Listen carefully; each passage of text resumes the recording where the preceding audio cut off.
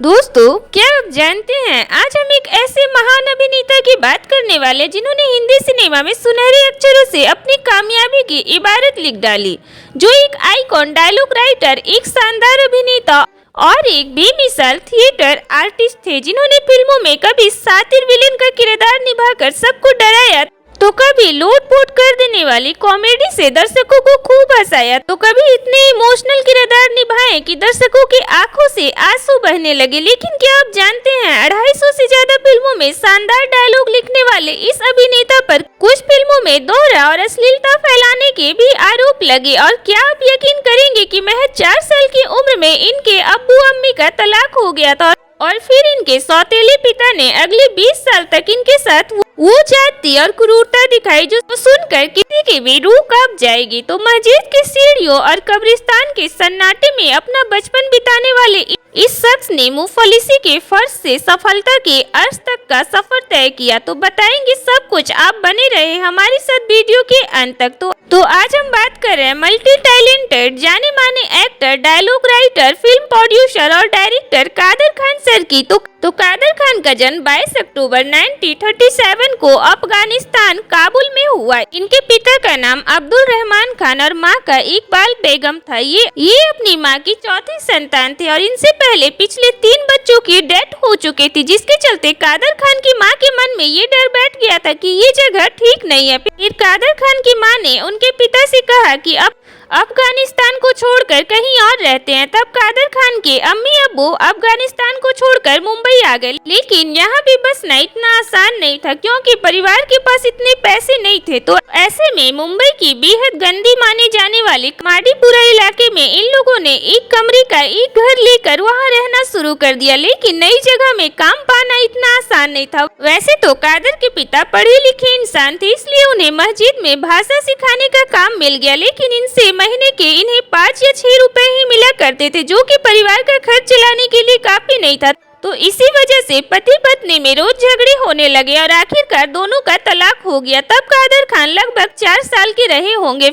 फिर कादर खान के नाना अपने दूर के रिश्तेदार से अपनी बेटी की दूसरी शादी करवा डाले और यहीं से शुरू हुआ कादर खान और इनकी मां की नरक से बदतर भरी जिंदगी। दरअसल कादर खान के सौतेले पिता एक शराबी, जुआरी और बेहद घटिया किस्म का आदमी था, जो अपनी पत्नी और 5 साल के सौतेले बेटे कादर खान को पीटने लगा। शादी के कुछ दिनों बाद उसने अपना असली रंग दिखाना शुरू कर दिया। वो शख्स कादर खान पर इतना ज्यादा अत्याचार करने लगा कि इन्हें भीख तक मंगवाया और बार बार इनके पहले पिता के पास मस्जिद में भेजता, जहाँ की वो जॉब करते थे, और कहता कि जाओ उनसे पैसे लेकर आओ, और उसी मस्जिद के बाहर इन्हें भीख मांगने के लिए मजबूर करता। तो ऐसे ही गरीबी, अत्याचार और जुल्मों से माँ बेटे की जिंदगी अब पूरी तरह से नर्क बन चुकी थी। और वो इतना घटिया शख्स था कि बीवी को छोड़ने के लिए भी तैयार नहीं था। बता दें, एक इंटरव्यू में खुद कादर खान साहब ने खुलासा किया था कि वो समय इनके लिए जहन्नुम की तरह था।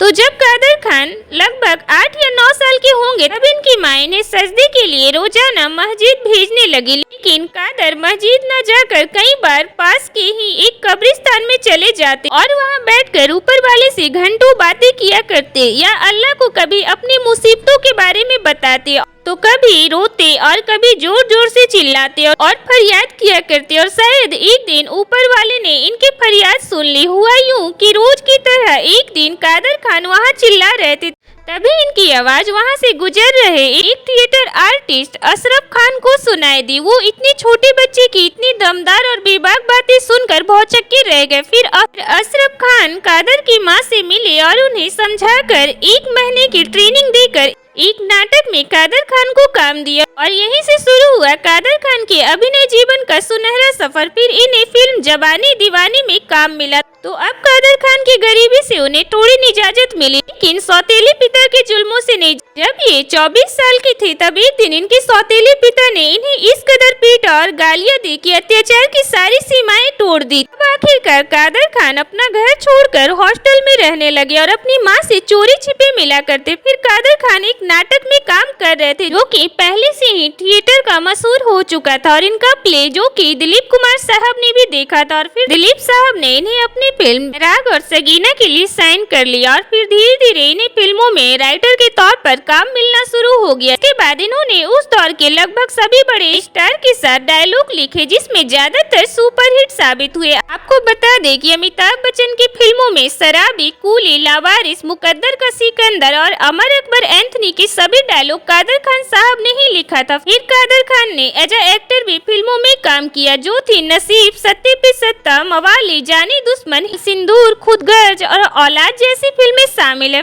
फिर उन्होंने कुछ कॉमेडी फिल्मों में भी काम किया जो थी कूली नंबर 1, आंटी नंबर 1 और जुदाई। तो आइए अब बात करते हैं उन पे लगे आरोपों के बारे में। तो जहां उस समय कादर खान की करियर आसमान पर थी तभी उन पे दोहरी मीनिंग वाले और अश्लील डायलॉग लिखने के भी आरोप लगे। हालांकि बाद में ये बात भी सामने आई थी कि ऐसा लिखने के लिए इन पर फिल्म मेकर्स ने दबाव बनाया था। तो अगर अब कादर खान की पर्सनल लाइफ की बात करें तो कादर खान की शादी अजरा खान से हुई थी। इनके 3 बेटे हुए थे, क्यूडेस खान, शहबाज खान और सरफराज खान। तो वहीं कादर खान को साल 1982 में फिल्म मेरी आवाज सुनोगे की डायलॉग राइटिंग के लिए, साल 1993 में फिल्म अंगार की डायलॉग राइटिंग के लिए और साल 1991 में फिल्म बाप नंबरी बेटा 10 नंबरी में बेस्ट कॉमेडी के लिए फिल्म फेयर अवार्ड भी मिला। साथ ही कादर खान को साल 2019 में पद्म श्री से सम्मानित किया गया। तो ऐसे ही लंबे समय तक अपने घुटनों के दर्द से जूझते हुए उन्होंने अपने घुटने का ऑपरेशन करवाया पर ऑपरेशन अनसक्सेस रहा और फिर 31 दिसंबर 2018 को उन्होंने दुनिया को अलविदा कह दिया। तो ये थी हिंदी सिनेमा के महान लेखक, डायरेक्टर और एक्टर कादर खान साहब की लाइफ से जुड़ी कुछ खास जानकारी।